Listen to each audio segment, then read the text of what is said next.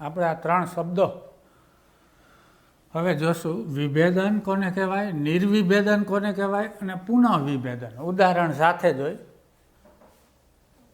વિભેદન એટલે વર્ધનશીલ પેશીઓ જેવી કે અગ્રવર્ધનશીલ પેશીઓ વનસ્પતિમાં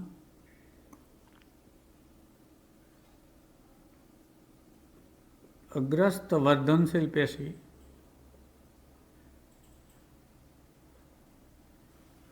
અને એધા એટલે પાર્શ્વીય વર્ધનશીલ પેશી. આ બંને પેશીઓ વર્ધનશીલ પેશીઓ છે. આમાંથી નવા કોષો સર્જાય.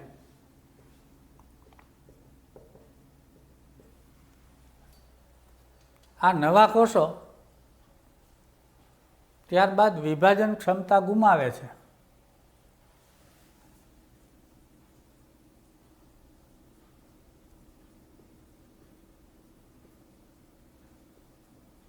શું કામ?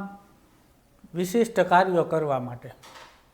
આ કોષો વિશિષ્ટ કાર્યો કરવા માટે, વર્ધનશીલ પેશીમાંથી ઉત્પન્ન થયેલા કોષો વિશિષ્ટ કાર્ય કરવા માટે પરિપક્વ બને છે અને વિભાજન ક્ષમતા ગુમાવે છે.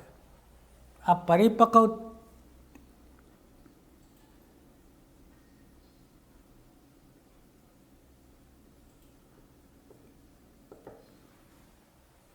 હવે આ કોષ પરિપક્વ બને, નવા જે ઉત્પન્ન થાય ને વિશિષ્ટ કાર્યો કરવા માટે. આ પરિપક્વતા તરફ આગળ વધવાની આ ક્રિયાવિધિને વિભેદન કહેવાય. પરિપક્વતા તરફ આગળ વધવાની ક્રિયાવિધિ એટલે વિભેદન. ઉદાહરણ આપી. વિભેદન એટલે હવે ખબર પડી ગઈ કે વર્ધનશીલ પેશી હોય, અગ્રીય હોય કે એધા હોય, આની ક્રિયાશીલતાને કારણે નવા કોષો સર્જાય. આ નવા કોષો વિશિષ્ટ કાર્ય કરવા માટે પરિપક્વ બને. પરિપક્વતા તરફ આગળ વધવાની આ ઘટનાને વિભેદન કહેવાય. વિભેદન દરમિયાન કોષ દિવાલ ઉદાહરણ પછી આપી. વિભેદન દરમિયાન શેમાં ફેરફારો થાય? કોષ દિવાલ અને જીવરસ આ બંનેમાં રચનાત્મક ફેરફારો થાય છે.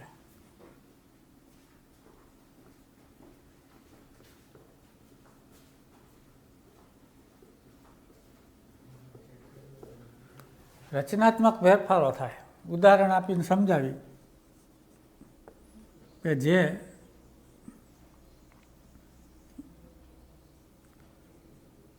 જલવાહિની ઘટક તરીકે જે કોષો વિભાજન પામે, જે કોષો જલવાહિની તરીકે વિભેદન પામે એવા કોષોમાં જીવરસ નાશ પામે, એટલે કે જીવરસ ગુમાવાય. એટલે જીવરસમાં ફેરફાર થયો, જીવરસ ગુમાવે છે આ કોષો જે જલવાહિની તરીકે વિભેદન પામે. અગ્રીય વર્ધનશીલ કે પાર્શ્વીય એધા એમાંથી ઉત્પન્ન થયેલા નવા કોષો જલવાહિની તરીકે જો વિભેદન પામે તો એ જીવરસ ગુમાવે. બીજું, એની કોષ દિવાલ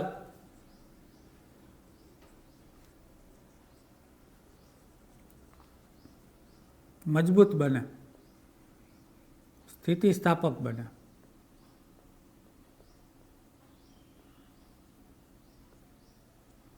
અને લિગ્નો સેલ્યુલોજ યુક્ત બને.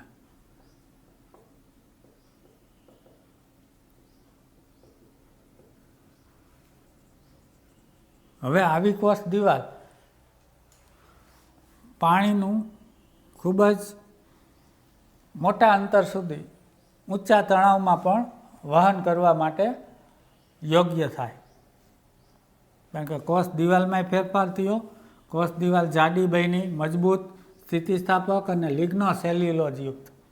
આવી કોષ દિવાલ હવે જલવાહિનીમાં પાણીનું ખૂબ જ લાંબા અંતર સુધી ઊંચા દબાણે એટલે કે ઊંચા તણાવમાં પણ વહન કરવા માટે યોગ્ય બને છે. એટલે વિભેદન દરમિયાન કેમાં ફેરફાર થાય એમ પૂછાય તો કોષ દિવાલમાં અને જીવરસમાં. હવે આ બીજો શબ્દ સમજાવી, નિર્વિભેદન એટલે શું?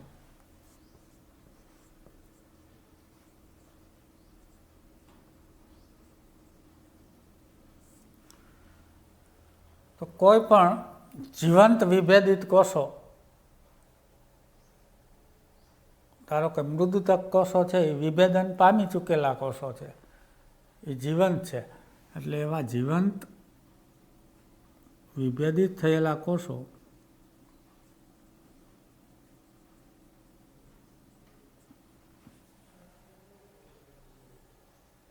કેટલીક પરિસ્થિતિમાં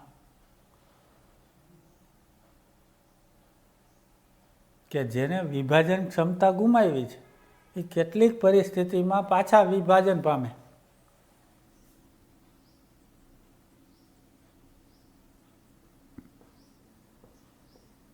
એવી પરિસ્થિતિ આવે ત્યારે પાછા આનું વિભાજન થાય.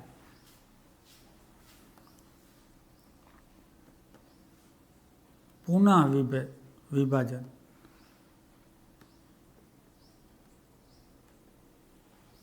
પહેલાં વિભેદિત હતા જીવંત કોષો, એ કેટલીક પરિસ્થિતિમાં કે જેઓએ વિભાજન ક્ષમતા ગુમાવી છે આને, એ ફરીથી પ્રાપ્ત કરે, એટલે કે ફરીથી આ કોષો વિભાજન પામવાનું ચાલુ કરી દે મૃદુતક કોષો, તો આ ઘટનાને નિર્વિભેદન કહેવાય.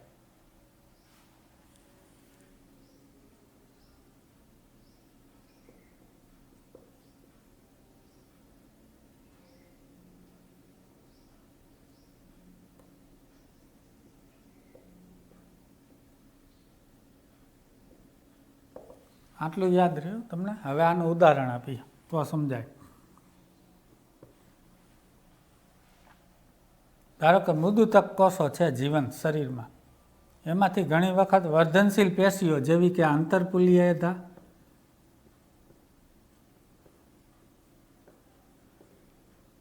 અને ત્વક્ષૈધા, આ બે વર્ધનશીલ પેશીઓ કેમાંથી ઉત્પન્ન થાય છે? જીવંત મૃદુતક કોષમાંથી જ ઉત્પન્ન થાય છે.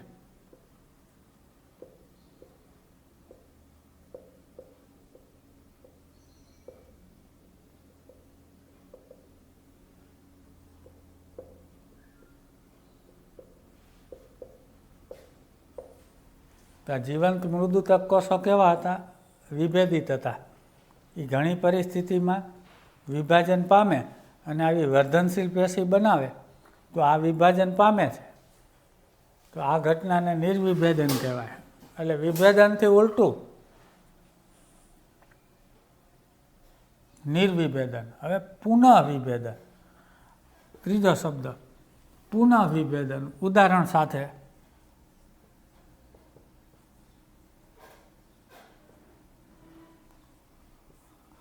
અને પુનર્વિભેદન એમાંય કહેવાય છે. પુનર્વિભેદન. તો પુનઃવિભેદન કેને કહેવાય? કે કેટલીક વર્ધનશીલ પેશીઓ વિભાજન પામીને જે કોષો ઉત્પન્ન કરે છે, આ કોષો ફરીથી એકવાર વિભાજન ક્ષમતા ગુમાવે છે. વર્ધનશીલ પેશીમાંથી ઉત્પન્ન થતા કોષો, કેટલીક વર્ધનશીલ પેશી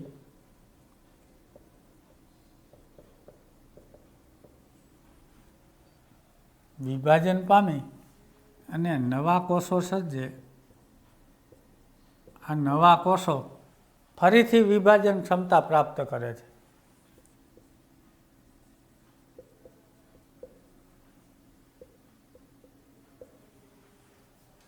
અને વિભાજન ક્ષમતા પહેલાં ગુમાવી હતી એ ફરીથી મેળવે વિશિષ્ટ કાર્યો કરવા માટે આ કોષો પરિપક્વ બની જાય છે. પરિપક્વ બને છે. તો શું થાય? વર્ધનશીલ પેશીમાંથી જે નવા કોષો સર્જાય છે, વર્ધનશીલ પેશીમાં વિભાજન થાય, આ વિભાજનથી જે નવા કોષો ઉત્પન્ન થાય છે એ ફરીથી એકવાર વિભાજન ક્ષમતા ગુમાવી બેસે છે નવા કોષો, અને પરિપક્વ વિશિષ્ટ કાર્યો કરવા માટે પરિપક્વ બને તો એને કહેવાય પુનર્વિભેદન. પહેલાં વિભેદન થાય, વિભેદન થાય એટલે આ વર્ધનશીલ પેશીઓમાંથી ઉત્પન્ન થતા નવા કોષો વિભાજન ક્ષમતા ગુમાવે, વિશિષ્ટ કાર્યો કરવા માટે પરિપક્વ બને. પહેલી વખત પરિપક્વ બને તો એને વિભેદન કહેવાય. પણ ઘણીવાર શું થાય છે કે આ પરિપક્વ બનેલા કોષો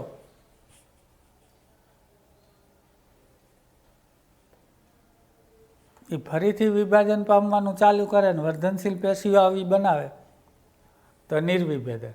વળી આ વર્ધનશીલ પેશીઓ જે નવા કોષો સર્જે એ ફરીથી એક વખત વિભાજન ક્ષમતા ગુમાવે હારી, અને વળી વિશિષ્ટ કાર્યો માટે પરિપક્વ બને તો એને કહેવાય પુનઃ વિભેદન. પુનઃ વિભેદનનું ઉદાહરણ આપણે આપી શકીએ. ત્વક્ષયદા છે એ વર્ધનશીલ પેશી છે, એ નવા કોષો સર્જે છે ત્વક્ષાન ઉપત્વક્ષાના.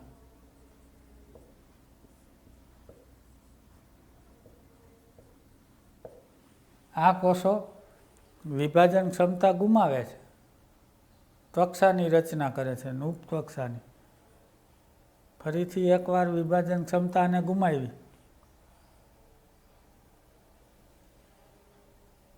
તો આ એનું ઉદાહરણ આપી શકાય આનું પુનઃ વિભેદન.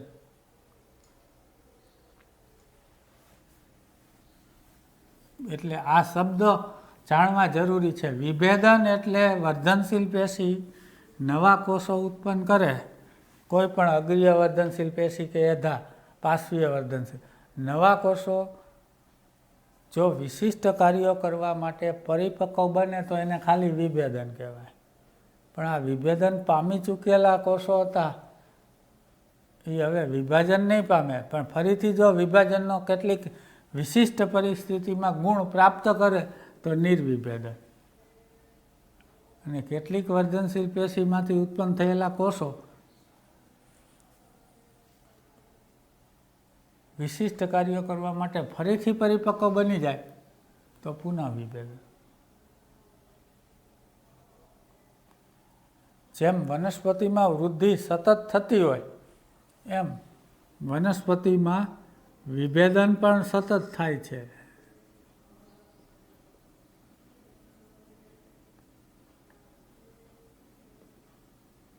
વૃદ્ધિની જેમ વિભેદન પણ સતત હોય છે. એક જ વર્ધનશીલ પેશીમાંથી નિર્માણ પામેલી પેશીના કોષો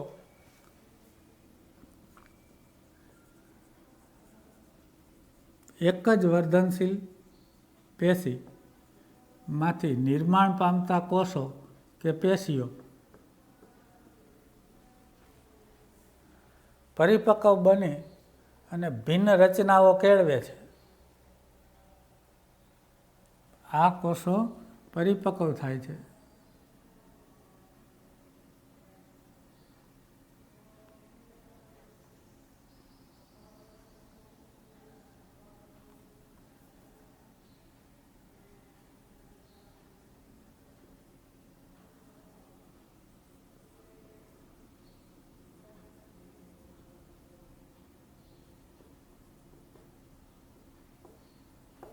દરેક કોષો સરખા નથી બનતા એમ કહે છે, જુદા જુદા બને. કોઈ મૃદુતક બને, કોઈ સ્થૂલકણ, કોઈ દઢોતક કોષો બને. વિભિન્ન રચનાઓ કેળવે છે. એટલે કોષનો આકાર કેના ઉપર આધાર રાખે? કોષ ક્યાં ગોઠવાયેલા છે એના ઉપર આધાર રાખે. વનસ્પતિના કયા ભાગમાં ગોઠવાય છે તેના ઉપર કોષની રચનાનો આધાર છે, કોષ કે પેશીની. દાખલા તરીકે આપણે એક સમજાવી કે આ મૂલાગ્ર છે, અહીંયા આવેલી વર્ધનશીલ પેશીના કોષો જો ટોચના ભાગે ગોઠવાય તો મૂળ ટોપ બનાવે અને પરિઘ તરફ કોષો નવા કોષો ધકેલાતા જાય તો અધિસ્તર બનાવે મૂળનું.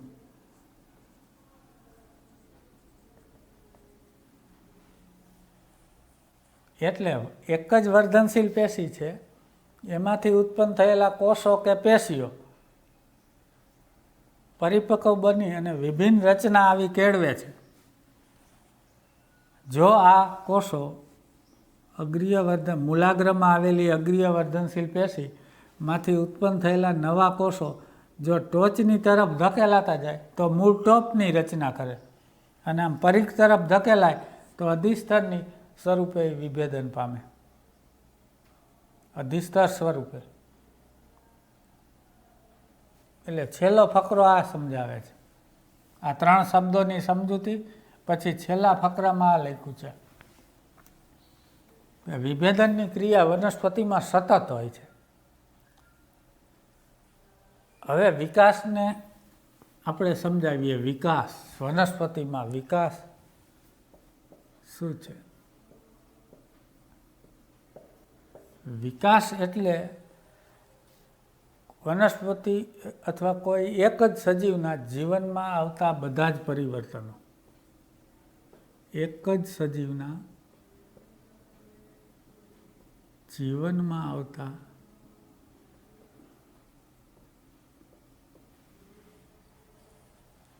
બધા જ પરિવર્તનો એને વિકાસ કહેવાય. એક જ સજીવના જીવનમાં બધા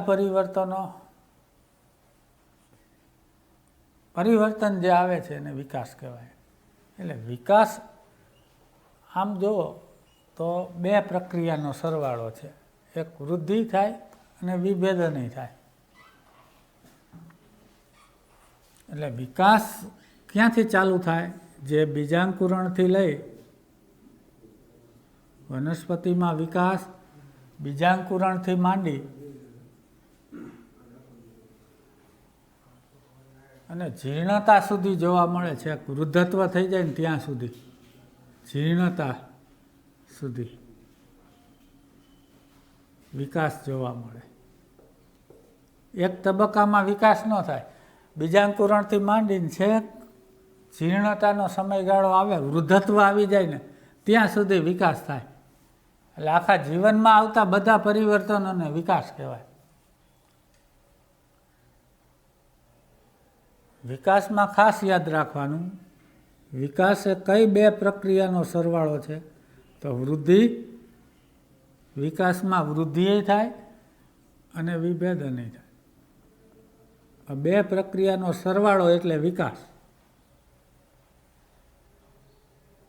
વિભેદન એટલે હવે તમને ખબર પડી ગઈ કે નવા કોષો વિશિષ્ટ કાર્યને અનુલક્ષીને પરિપક્વ બનતા જાય તો એને વિભેદન કહેવાય.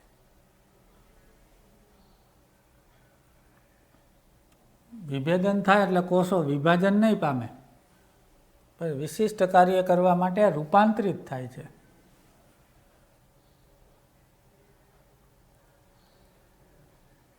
એટલે વનસ્પતિ પર્યાવરણ બીજાંકુરણથી લઈ અને જીર્ણતા સુધી આ વિકાસ જોવા મળે વનસ્પતિમાં.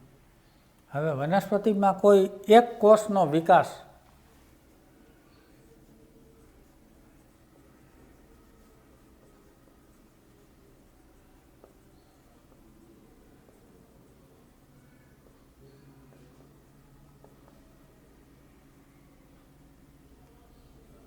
નો વિકાસ ક્રમ બતાવીએ છીએ આપણે ચાર્ટમાં, કે આ એક ચાર્ટ છે, એની અંદર એક કોષનો આખો વિકાસ ક્રમ જોઈ તો આ વર્ધનશીલ કોષ,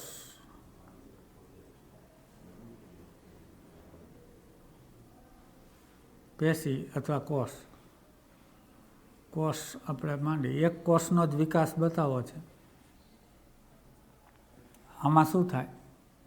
પહેલાં કોષ રસની વૃદ્ધિ થાય, જીવરસ વૃદ્ધિ પામે. કોષ રસીય વૃદ્ધિ થાય પછી એમાં વિસ્તરણ થાય કોષનું, કોષ વિસ્તરણ કહેવાય ને. મૂલાગ્રની ટોચે આવા તબક્કા જોવા મળે. કોષ વિસ્તરણ થાય પછી કોષ પરિપક્વન બને એટલે વિભેદન પામે.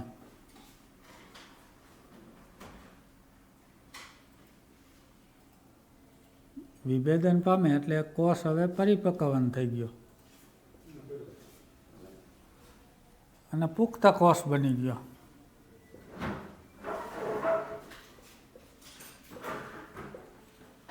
હવે આ પુખ્ત કોષ જેટલું એનું આયુષ્ય હોય ત્યાં સુધી જીવે, પછી જીર્ણતા અનુભવે, વૃદ્ધત્વ પામે અને છેલ્લે પછી કોષનું મૃત્યુ થાય.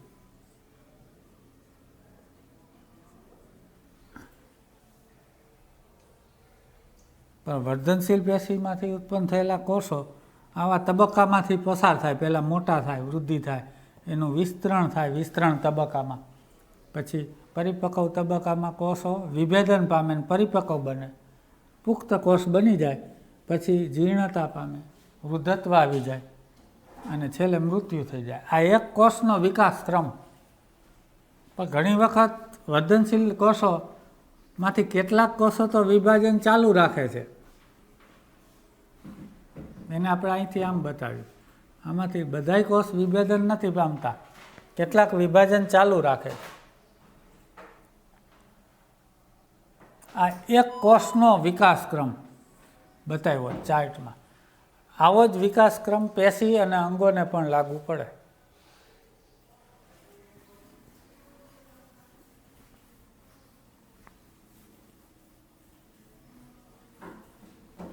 તો વિકાસની અંદર એક આવી પ્રક્રિયા થાય છે વનસ્પતિમાં જ, એને પ્લાસ્ટિસિટી કહેવાય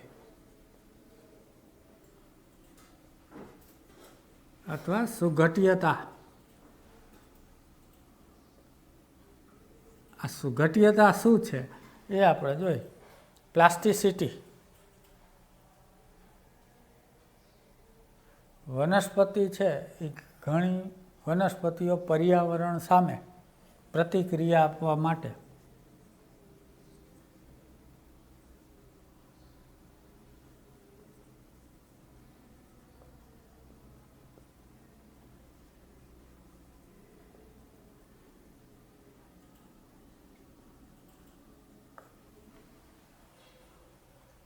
વિવિધ પરિપથ અનુસરે છે. એટલે કે તેમના જીવનચક્રમાં વિવિધ તબક્કાઓમાં વિવિધ રચનાઓ દર્શાવે છે.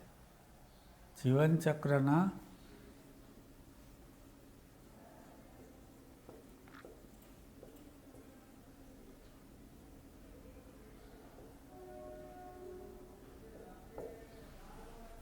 એટલે કે તેના જીવનચક્રના વિવિધ તબક્કાઓમાં વિવિધ પ્રકારના સંરચનાઓ દર્શાવે અથવા કેળવે. એને વનસ્પતિની આ ક્ષમતાને પ્લાસ્ટિસિટી કહેવાય. શું કામ પ્લાસ્ટિસિટી જોવા મળે છે? પર્યાવરણ સામે પ્રતિક્રિયા આપવા માટે વનસ્પતિ એમના જીવનના વિવિધ તબક્કાઓમાં વિવિધ પ્રકારની સંરચના દર્શાવે. ઉદાહરણ તરીકે જોઈએ તો જ સમજાય. એક કોથમીર છે, કોથમીર અથવા ધાણા કે કપાસ કે લાર્કસ્પર નામની વનસ્પતિ, આની અંદર જે તરુણાવસ્થામાં પર્ણો હોય એના કરતાં પુખ્તાવસ્થામાં પર્ણનો આકાર જુદો હોય. જે તરુણાવસ્થામાં પર્ણો છે ને, ધારો કે આવા છે તરુણ પર્ણો, લાર્કસ્પરની અંદર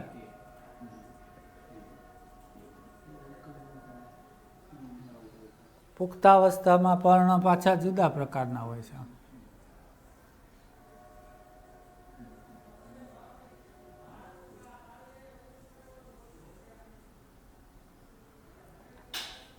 આ પુખ્તાવસ્થાનું પર્ણ.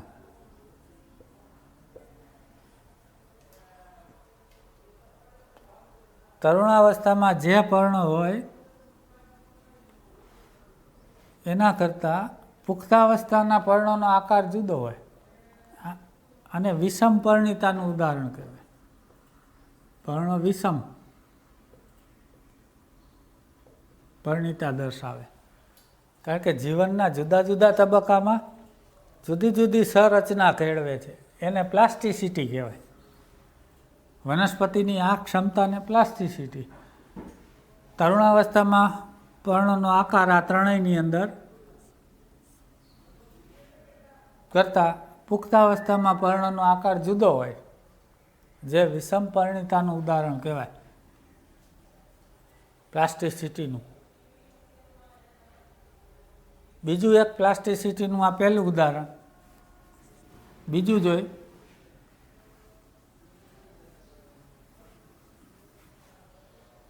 બટરકપમાં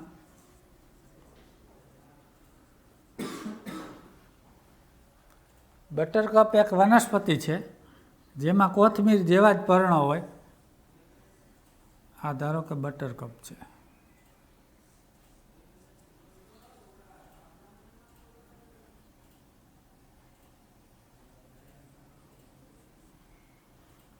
બટરકપનું પર્ણ છે.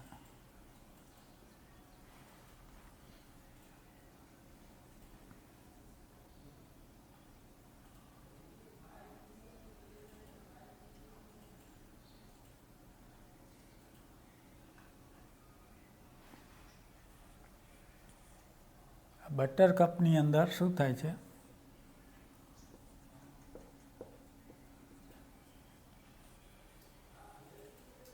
સ્થળજ અવસ્થામાં જ્યારે હોય આ જમીન ઉપર, એને સ્થળીય વસવાટમાં બટરકપના પર્ણનો આકાર અને જલીય વસવાટમાં બટરકપના પર્ણનો આકાર જુદો હોય. જલીય વસવાટમાં પાછા એ પર્ણો છે ને એ આવા અણીદાર થઈ જાય છે.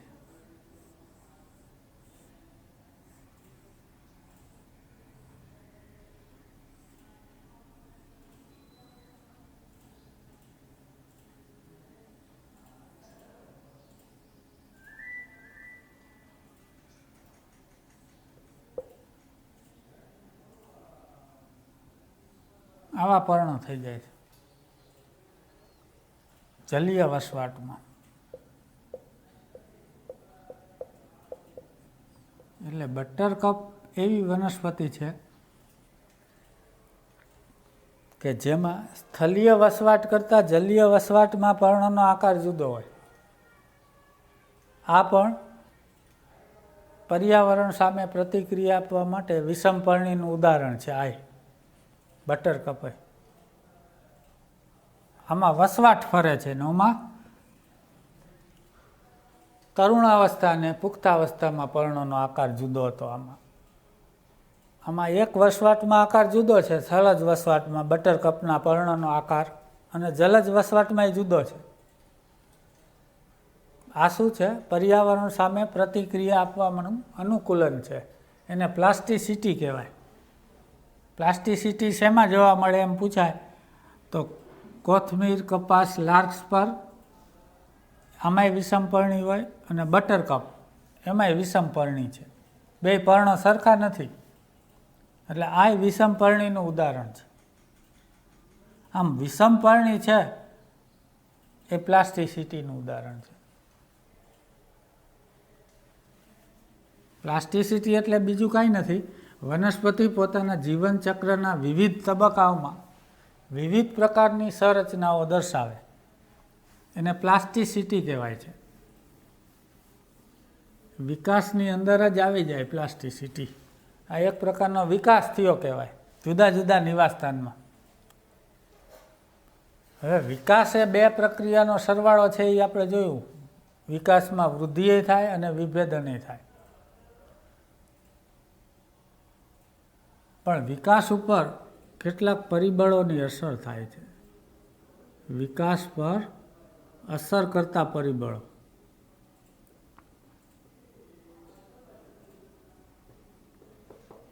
એને મુખ્ય બે પ્રકારમાં વહેંચવામાં આવે.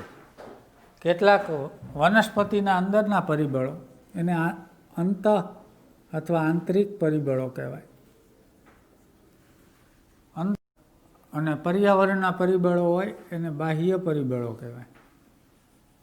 એટલે બે પ્રકારના પરિબળો વિકાસની પ્રક્રિયા ઉપર અસર કરે.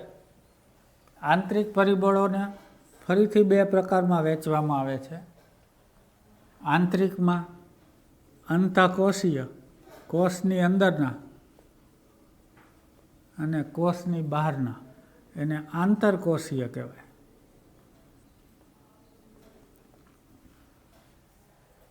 અંતઃકોષીય તરીકે જનીનો હોય છે. જનીનિક પરિબળો રહ્યા એ અંતઃકોષીય કહેવાય, કોષની અંદરના. પણ કોષની બહારના એટલે આંતરકોષીય અવકાશમાં આવેલા એને આંતરકોષીય કહેવાય, કોષની વચ્ચે આવેલા. એમાં હોય છે વનસ્પતિના વૃદ્ધિ નિયામકો.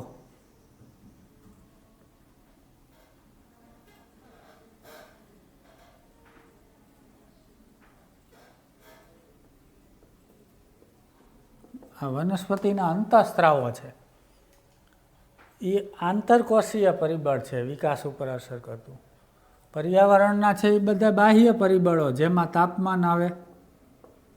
બાહ્ય પરિબળોમાં તાપમાન, પાણી, પ્રકાશ, ઓક્સિજન અને પોષક તત્વો, આ બધા વગેરે એ બાહ્ય પરિબળો છે વિકાસ ઉપર અસર કરતા. બાહ્ય પરિબળોના નામ. આંતરિક પરિબળો બે પ્રકારના, અંતઃકોષીય અને આંતરકોષીય. એમ પૂછાય અંતઃકોષીય પરિબળ કયું? તો જનીનો, જનીનિક હોય છે. અને આંતરકોષીય વનસ્પતિના અંતઃસ્ત્રાવો અથવા વૃદ્ધિ નિયામકો.